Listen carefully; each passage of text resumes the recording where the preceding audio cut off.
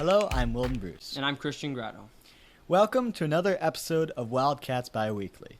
On today's segment, we'll be covering the upcoming Veterans Day celebration, as well as the upcoming Model UN New York City field trip, and a recap of this past week's Halloween walk. You may have heard lately that our superintendent, Mr. Grotto, has resigned and has taken a new job at New Paltz Central School starting on January 1st. We would also like to inform you that our school principal, Mrs. Bellinger, has also resigned this week. She will be with us until the end of November. We appreciate all of the hard work and great changes our two administrators have done for our school, and we wish them well in the future. We will have more information on this later in the year. Just a reminder that next Thursday at 2 o'clock, we will have our annual Veterans Day ceremony in the auditorium. We invite you to join us for a musical performance from our band and chorus, a word from our government teacher, Miss Corey, along with a slideshow acknowledging our local veterans. We would love to see you there.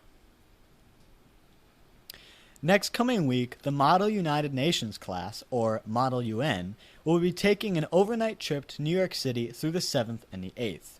The purpose of this trip is to make it possible for the students to see such attractions as the United Nations headquarters, the Intrepid Sea, Air, and Space Museum, Battery Park, and the 9/11 Memorial, and more.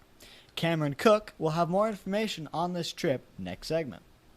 This Saturday at 2 o'clock, the Fall Chasma Concert will take place at North Warren Central School.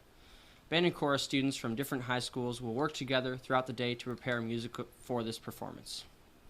On Halloween, our elementary school did their annual Halloween walk around town in their costumes. Here is Justice and Elizabeth with more information. Monday, October 31st, elementary classes went on a parade through town and trick-or-treated. They had their best Halloween costumes on, and most of the community gathered together for this event.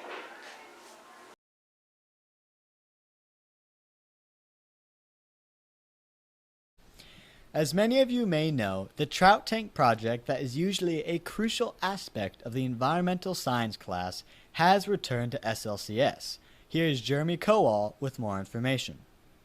So today we are here with Mr. Riddle in the environmental class, and we are talking about the trout tank being brought back to Schroon Lake. So this is the first year the trout tank has been back, and we just wanted to know how long it's been out.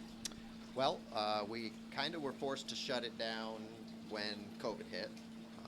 They do require some maintenance and some intervention by us, and so when we were forced to leave, we kind of had to let them go and shut the system down because no one was here to maintain the system. And then the last couple of years have been challenging with COVID, so we hadn't really had the opportunity to get it back up and running until recently. Where do you guys usually get the trout from? The Crown Point Fish Hatchery is kind enough to donate the trout to us, as we are an educational institution and they see the value in allowing us to learn about this species and raise them, so they do a free donation to us. We are now here with Riley Smith. Hi. All right, so we just have a couple questions to ask you. And the starters is, what is the end game for the trout tank? We're learning how nature deals with waste in all of the natural cycles and processes. Now we are here with Isaiah Pelkey. How's it going?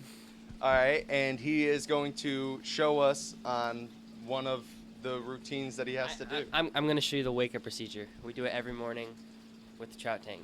So the first thing we do is an ammonia test, and basically what that is we fill this with water, and then we put 8 drops of each in there, and that pretty much lets us know how much ammonia is in the water. And we can't have too much ammonia because it'll kill the fish pretty much. And here's our ammonia chart. If it gets if it gets really dark green, then we have to transfer some of the water out and refill it with fresh water. And the next thing we do is we check our pH and conductivity. That's what we have this for, right here.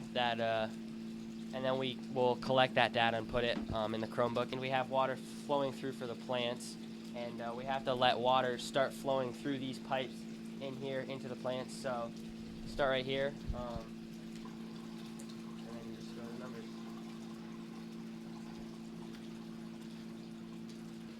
So now we are here with Corbin Baker. Hi. What do you guys do with the trout?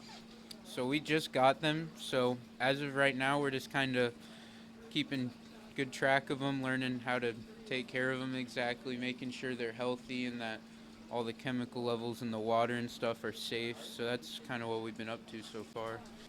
Thanks for watching. That's all for now.